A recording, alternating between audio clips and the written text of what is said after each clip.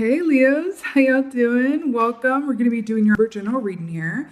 A quick announcement before I get started. I am now over on Patreon where I'm doing a lot of fun extra content. I'm doing channeled messages for the collective. I'm doing animal energy and advice readings. I'm doing all sorts of stuff over there, and I would be so honored if you would join me over on Patreon. All of that information is in the description box below, and thank you very much.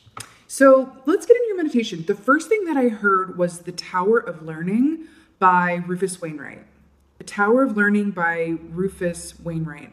And then I saw this actual tower, and then I saw the Leo Collective as a dragon. Ooh, exciting, which is very much teacher-student energy, and inner knowing and clear sight. And then I saw the I almost said tiger, the dragon land on the top of the tower, and then I saw this beautiful golden egg. Beautiful golden egg, which for me, the golden egg is about inner truth, soul purpose, why we're here, but it can also relate to a Two of Cups energy, which is about love that is shared between, two souls, or just that kinship, like a friendship love where you're like, wow, I don't have to over-explain myself with you. This is amazing. But it's that true kindred spirit connection, right? Dragon energy is also about ancestors and remembering what we already know as well. And then it's the Tower of Learning. So it's interesting. And there's a lyric in that song about, I saw in your eyes what I'm looking for. Is one look, something. So I do feel like there's an energy of clear seeing here, clear sight, maybe a bird's eye perspective, because on top of the tower, dragon's eye perspective. Oh, wow. Okay. Well, speaking of bird's eye perspective, and then we have the hummingbird here. This is really beautiful. So this is about romantic love, which is, what I was just talking about. Yay. But this is also, adding on to that. If romantic love is, not necessarily in your personal atmosphere at the moment, first of all, it's very prominent here. So if not right now, then it's in the air, darlings. But hummingbird is also about that lightness of being and that true joy that stems from the sweetness of life, right? That stems from being in a place where you're doing what you love to do. You're around people that you love and feel understood by. But there's it's like I can feel it. It's like really romantic, deep soul connective love here. It's very, very pertinent. Whenever hummingbird comes up for me in a reading, this is always what it means. It's always like a sweet love energy, which is really beautiful. This also equates to like a Page of Swords energy as well, on the other hand, which is about communication, ideas, writing, right? Penning something, putting something down on paper, making an offer, whatever have you. This is really, really beautiful. I also want to point out that all the colors of the chakras are here, and that aspect of the rainbow. For me, this represents being in a state of balance, because there is this circle here, right, with all the colors of the chakras. So it really does feel like you're in a beautifully balanced place. I'm also really drawn to this red in the throat area. Red corresponds to the root chakra, which is about grounding, your seat of security, your place in the world, money, finances, home, all of that good stuff. I just saw 3 on the timer. Wow, Leo's showing up today.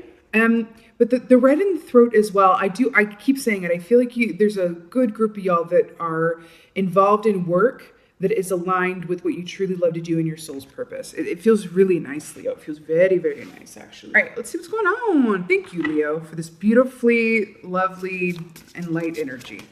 Okay. 6 of Pentacles. Equal give and take, reciprocity, relationships that are equally weighted in nature, that feel good, that are beneficial to you. This is also about you giving and receiving from others. This is interesting, because I heard The Tower of Learning by Rufus Wainwright, right? The Tower of Learning. And I had that feeling of the student teacher because of the dragon. You could be in a place where you're learning something new, or in a teacher-student or mentorship program, something like that. Or you're in a position where you have clients, then you're bringing on new clients, your client base is deepening or developing or something like that. But there's this distinct energy of give and take, of you being given what is due you in a really beautiful way. I mean, what you've earned, you know what I mean? Not what's due you, but what you've earned. You being compensated for all the work and that you do and the presence that you are, all of your contributions, really. I feel like some of this is word of mouth. I just heard word of mouth. I feel like someone is benefiting from word of mouth. And truthfully enough, let me tell you something. I've owned a couple businesses in my life, and I will tell you that you can do all the Google advertising in the world, you can do the Yelp, you can do all the different kinds of social media advertising, you can do all of that. But at the end of the day, the best advertisement there is doing the best possible job you can do and allowing the word of mouth to circulate. There's nothing like it. Okay? Okay, just got shivers. Ooh. Oh, indeed. So we got the Queen of Pentacles here. So this is really beautiful earth energy. So you have two earth energies here. Really beautiful earth energy here. She's also a benefactor of sorts, but she also reminds us of the truth that the more we're grateful for what we already have, the more we manifest to be grateful for. It's that law of attraction, reciprocal energy with spirit, where it's like, wow, I'm going to attract, more abundance to me because all I do is I look around me and I see abundance, regardless of what it may appear to be on the surface. I see, a rotting apple. A rotting apple sits in front of me, but I see an apple tree that's going to come from when I plant the seeds from the rotted apple. Whoa. And then the learning student teacher with the apple aspect as well. Interesting. Oh, interesting. Pigs. Yeah, there's something about pigs here. Pigs are considered, I believe it's within the Chinese culture, but I could be wrong. Pigs are considered very, very lucky. Very, very lucky, very, very fortunate. Does feel like some good financial abundance and security here, Leos, which is really beautiful. But something about the pig here, something about pigs flying. I feel like things are about to be on an upkick for you in a really beautiful way. Especially you've been in a place where it's felt a bit stagnant or a bit slow and steady wins the race or whatever have you. I feel like you've been working diligently, putting in the time. Being open and receptive to new ideas, being an eternal student, all that good stuff. And it's about to flow in a really beautiful way. Oh, weird. Okay, so we have the Three of Swords here, but let's talk about this because this is really, really interesting to me. So first of all, there's a little pig right there. And I'm going to say he looks like a very angry little pig, but I want to point something out. First of all, Three of Swords traditionally is about heart pain, loss, trauma, strife, all of that stuff. But I'm going to tell you what this is telling me because it does feel like it's in the reverse, but I want to talk about it in the upright for the purpose of, aesthetics, whatever else, visuals. But I'm going to tell you something. Do you see this guy right here? How he's like waving adieu to like all of these people up here standing on the sword, right? He's like, bye, see you later. This feels very much like the Fool energy to me. As in starting a new chapter, moving onward and upwards. This is an important message for you guys, because remember when I said Page of Swords energy as well? There's something to that, where I feel like there's this energy of, I feel like this, and I want to talk about the year, okay? I want to talk about the year for you. First of all, 3 is a number of extremities, right? And this has been an extreme year for sure. Don't care who you are or where you are. It's been extreme in some way, shape, or form, right? But there's something here about things being brought into perspective and you releasing, because of your perspective, you releasing things, aspects, people, parts of yourself, certain patterns of thinking that don't serve you anymore, that you feel differently about now, that you don't need. And I feel like you're waving goodbye to them. But the reason I'm getting that too is because the hummingbird is very light. It can't carry any weight within it. And I feel like this is a shedding of heart pain. Shedding of heart weight. But I also feel like for those of you who are in the business or just as a person are there for other people a lot, or you help other people, or you heal other people, this is all, it all feels very related, because I'm hearing the saying that you can only heal and help others as much as you heal and help yourself. And that feels like what I'm looking at here and what I'm feeling here. It's really beautiful, actually. These people don't look very happy to be dismissed. But it's like you're making this call from a place of your own knowing and, what's best for you. It's really good. It's really beautiful energy. Okay, 6 of Pentacles. Wow. Variations on a theme here. Wait, oh, come here. Really interesting. So, okay, this is the Eight of Swords here. So see how it says interference? Interference there with all these snakes and cables, and it's all going through the TV. I'm going to point something out here. Interference. I was just talking about what this year has been and how it's been a lot of extreme energy. And then you're in the Six of Pentacles place, the Tower of Learning. You know, I'm seeing now that the tower that I saw in your opening meditation, this whole year has been a series of tower moments, hasn't it? There is this aspect of you cutting out the interference, cutting out the aspects of yourself or those around you that don't serve. I also feel like some of you have just stopped watching the news. Either that or you're starting to see the glitches in the matrix with the news and you're going, oh my God, it's all designed to get me to do this, think this, believe this. You're starting to see through all of that. I almost feel like it's a return to your roots, a return to nature, as opposed to technology. It's like you're starting to have especially those of you who were into technology at one time or social media, it's sort of like you are finding a lot more pleasure in, nature, interpersonal relationships, connecting with people on an individualized basis.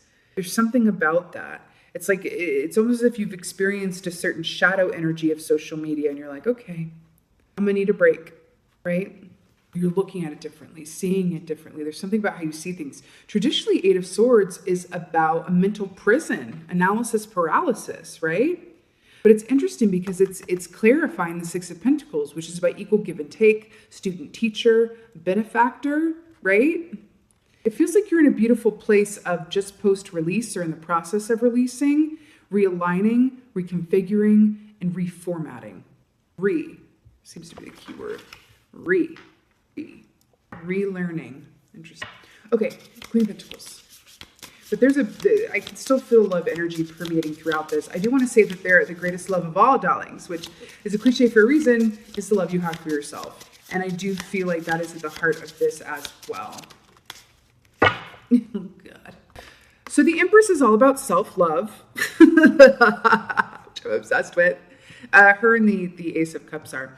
So I love that you got a feminine energy for a feminine energy here. So first of all, this is a lady with a baby. So she's normally, it's a number 3. It's another 3. Interesting. She's normally depicted as being pregnant. So for me also, the Empress is very much about believing it before you see it. And I was just talking about your perception, not seeing the rotted apple, but seeing the tree that's going to come from the seed that you plant from the rotted apple. This is exactly what this is right now. This is the energy that you're moving towards, embodying within the month of her. It's really, really beautiful. I'm also getting a certain sense of ancestral energy present here for you as well, especially with that dragon. There is a the veil is thinner this month anyhow. I do feel that there's a lot of comfort and perspective to be found in your elders, whether they're here or not. They can come to you in dream time if they've passed on. You could find things of theirs. You're like, oh God, I remember grandfather used to say this or used to do this, right? There's this call to a time where social media was a lot less relevant. Because again, I'm hearing that word of mouth thing. Word of mouth was how things got on before social media ever existed. It does feel like a return to your roots or simple pleasures or things that you can see, touch, and feel, right? I'm also feeling a specific sensitivity to, what is that energy that Wi-Fi puts off? It's like what is this, guys? The waves, the electromagnetic waves, what is that? A certain sensitivity to that, interestingly enough. Yes. Also, the stars above the Empress's head here are really beautiful. She usually wears that diadem of stars, showing her connection to her own divinity. Empress is also about being in a place of receptivity and reciprocity herself. I also want to point out how that baby has a heart on its bib. We're looking at the 3 swords here. And there is a sense of loss or rearrangement that leads to the birth of new given circumstances and things, for sure. 3 of Swords. Ooh. Oh.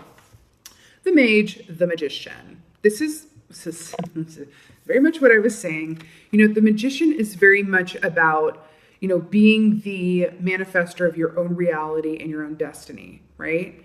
The Magician is about, I realize that I can choose what I want and go about making it happen.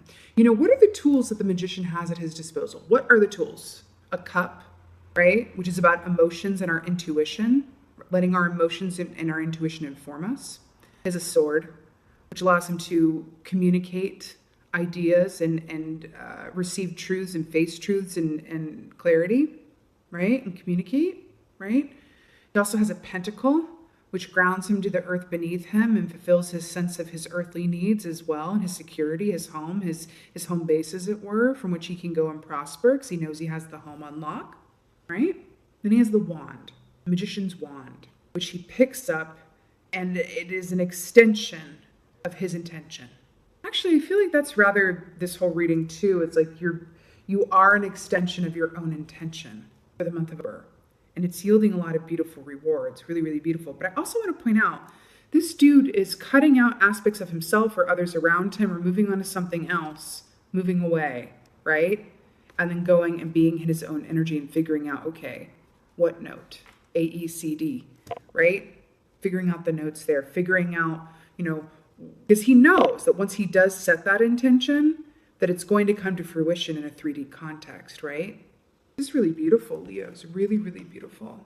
I can smell, there's also a computer here too, but instead of having a actual website up, it's the infinity symbol. There's something about that. I can also smell like someone making dinner in the kitchen, and the mage is like, all right, I'll be there in a minute. You guys have a beautiful support base.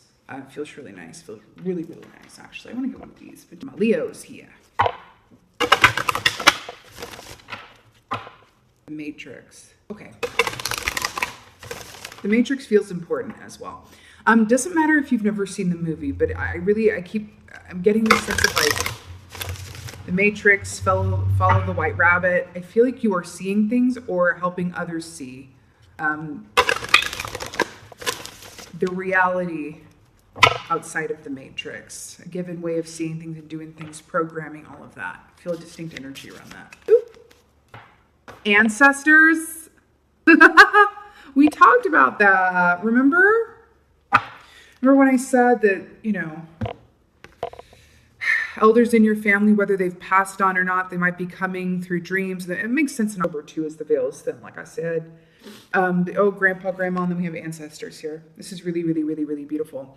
I feel like, especially if you have children or you want to have children, that you could even be having thoughts along the line, because again, ancestors, empress, babies, all that good stuff. You could be having thoughts along the line of, if and when I do have children, or I do have children, what would I teach them? What would I want them to do differently than I have? What would I say to them about this year? What would I say to them about, the meaning of life, what happiness looks like, what is important? There's something about that. And I feel like there is this call back to like your elders, your family, those who have passed on, those who are still around. You're going, wow, I'm going to cherish this time now and all this good stuff. But it's also about examining your relationship to those who came before you. Really seeking out that wisdom. Also, the throwback energy to pre-social media, it feels very, very strong here. It feels very strong, okay? Also, the flowers are very much about purity in the shape of stars as well, which is about intuition and illumination as well. This is really beautiful, Leo. So get out. So this is your October general reading here. I so hope that this helped and resonated. If so, please do let me know in the comments below. I love reading your comments. And as always, just thank you. Thank you so much for being here, and thank you for being you. Be well. Until next time.